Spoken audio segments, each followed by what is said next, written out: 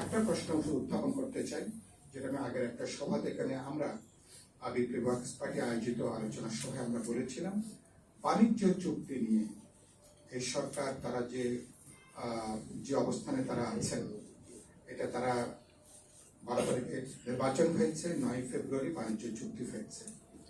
Parliament একটা ফুল session করলো, সেই পার্লামেন্টে বাণিজ্য চুক্তি নিয়ে কোনো আলোচনা হলো না। এবং আমাকে জানিয়েছেন রুমিন ফারহানা যে একটা বেসরকারি বিল উত্থাপনের জন্য যে 5 জন সংসদ সদস্যের সম্মতি লাগে, তিনি সেই মানুষ তিনি জোগাড় করতে পারেননি।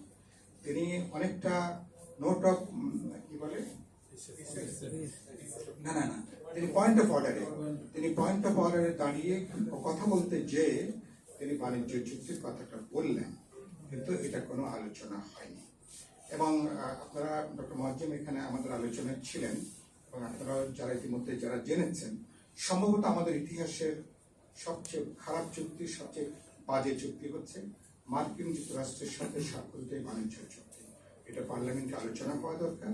এবং আমি বলেছি, আমাদের ভূ রাজনৈতিক বা গ্লোবাল পলিটিক্সের জন্য হয়তো তাৎক্ষণিকভাবে চাইলে কালকে হয়তো এখান থেকে বেরিয়ে আসতে পারবো না, কিন্তু যদি আমরা সিদ্ধান্ত নিই এই চুক্তির মধ্যে অপশন আছে, সেই অপশনটাকে আমরা এক্সপ্লোর করতে পারি।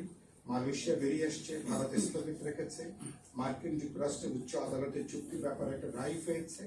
কিছু কিছু আমাদের অনুকূলে বেশ কিছু উদাহরণ আছে।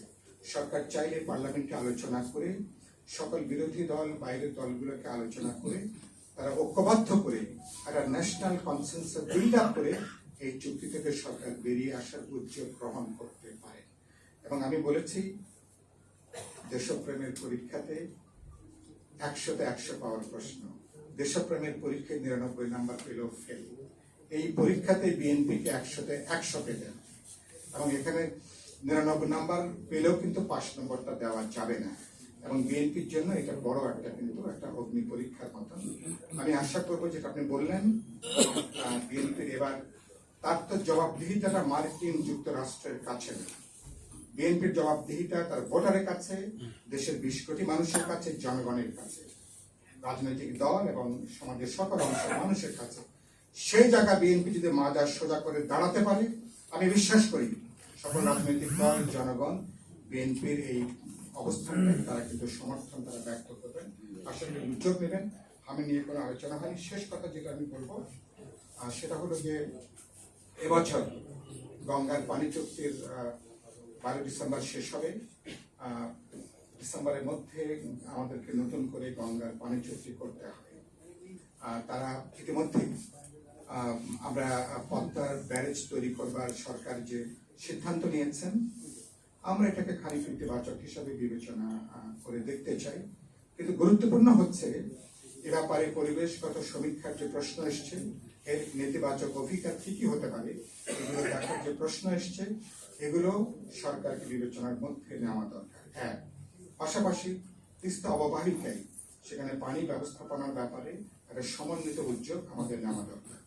দুটো, এবং গতকাল দেখলাম তারেক রহমান সাহেব বললেন যে পদ্মা ব্যারেজের পাশাপাশি তিস্তার পানি ব্যবস্থাপনার ব্যাপারটা একই সাথে তারা এটাকে অব্যাহত রাখতে চান।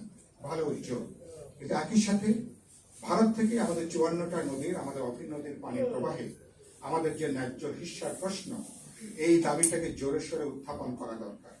বাংলাদেশে এখনো পর্যন্ত ইন্টারন্যাশনাল ব্যাপারে ওয়াটার ট্রিটিতে আমরা এখনো অনুস্বাক্ষর করিনি। সেখানে স্বাক্ষর করলে আমাদের ইন্টারন্যাশনাল কোর্টে যাওয়ার আমাদের আইনগত সুযোগটা বাড়বে। সরকার যদি সেখানে স্বাক্ষর করে, এটা আমাদের জন্য ইতিবাচক বিবেচনা হবে। সুতরাং ভারতের কাছ থেকে পানি চাওয়াটা ভারতের আমার দয়া দাক্ষিণ্যের প্রশ্ন না, এটা ন্যায্য অধিকার। সুতরাং আমরা সমতা, ন্যায্যতা, পারস্পরিক স্বার্থ এবং মর্যাদার ভিত্তিতে ভারতের সাথে যাবতীয় অমীমাংসিত সমস্যাগুলোকে আমরা সমাধান করে আমরা আসতে চাই। এবং আমি আশা করব সরকার সে ব্যাপারে তারা কার্যকর উদ্যোগ গ্রহণ করবেন। আর পশ্চিমবঙ্গে বিজেপির এই ভয়াবহ উত্থানের পরে, হিন্দুত্ববাদী সরকার ক্ষমতা যাওয়ার পরে, তারা ক্রমাগত উস্কানি তারা তৈরি করবার চেষ্টা করছেন। আমাদের বাংলাদেশের মানুষ এবার অভ্যুত্থানের পরে আমরা অসাধারণ ধর্মীয় সম্প্রীতির পরিচয় দিই। এটাই আমাদের শক্তি, এটাই আমাদের অর্জন। সুতরাং সেই সম্প্রীতির শক্তিটাকে এটাকে আমরা দৃঢ় রাখবো, ঐক্যবদ্ধ করবো। আমরা আমাদের ঐক্যটাকে কোনোভাবেই বিনষ্ট হতে দেবো না। ওদের কোনো উস্কানিতে বাংলাদেশে আমরা যেন পা না দিই, তাহলে কিন্তু ওরা কিন্তু চাইছে ওদের উস্কানির মধ্যে আমরাও যেন নতুন উস্কানি তৈরি করি। এটা কিন্তু আত্মঘাতী বিপদ ডেকে আনতে পারে আমাদের জন্য। ইতিমধ্যেই আমরা একটা নতুন উদাহরণ তৈরি করেছি সাম্প্রদায়িক সম্প্রীতি, জাতিগত ঐক্যে। সেই সম্প্রীতি জায়গাটাকে আমরা বহাল রাখতে চাই। আর শেষ কথা যেটা আমি বলবো, যেটা আমি বলছিলাম, তারেক রহমান আমি বললাম না যে তিনি ইতিহাস একটা বরপত্রের ভূমিকায় একটা সুযোগ তৈরি হয়েছে। তিনি একটা অসাম্প্রদায়িক, একটা গণতান্ত্রিক, একটা বহুত্ববাদী, একটা ইনক্লুসিভ সমাজের রাষ্ট্রের নেতৃত্ব প্রদান করবেন।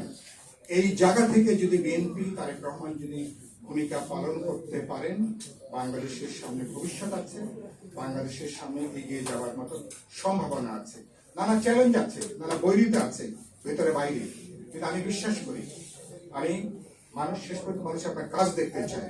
সুতরাং এই সুযোগটা, এই সরকার কোনো কারণে বিপর্যস্ত হলে বাংলাদেশ অতীতের চেয়ে তারা অভূতপূর্ব একটা বড় বিপদ, বড় ঝুঁকির মধ্যে পড়তে পারে।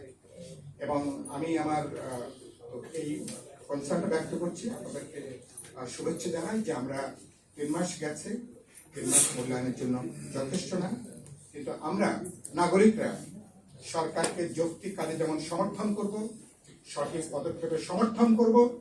সরকার যদি কোনো ভুল পথে হাঁটে, দেশের জন্য বিপদ আনতে পারে, জনগণের স্বার্থের বিপক্ষে যেতে পারে, অবশ্যই তার বিরুদ্ধে আপনাকে সমালোচনা করতে হবে।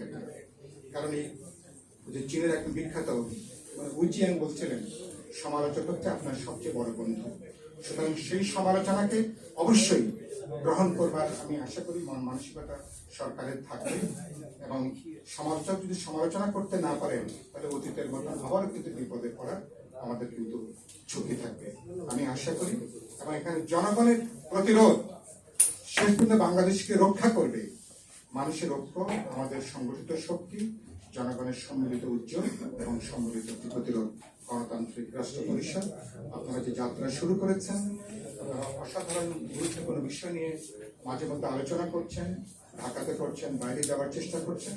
আমি আশা করি রাষ্ট্র পরিষদ ভবিষ্যতে আমাদের উত্তরণকালীন সময়ে রাষ্ট্র পরিষদের মতন সংগঠন আপনারা একটা অসাধারণ গুরুত্বপূর্ণ ভূমিকা পালন করবেন। একথা বলে সবাইকে শুভেচ্ছা, অভিনন্দন, ভালোবাসার জন্য আমার বক্তব্য শেষ করছি। সবাইকে ধন্যবাদ। ধন্যবাদ জনতা সাইফুল হককে।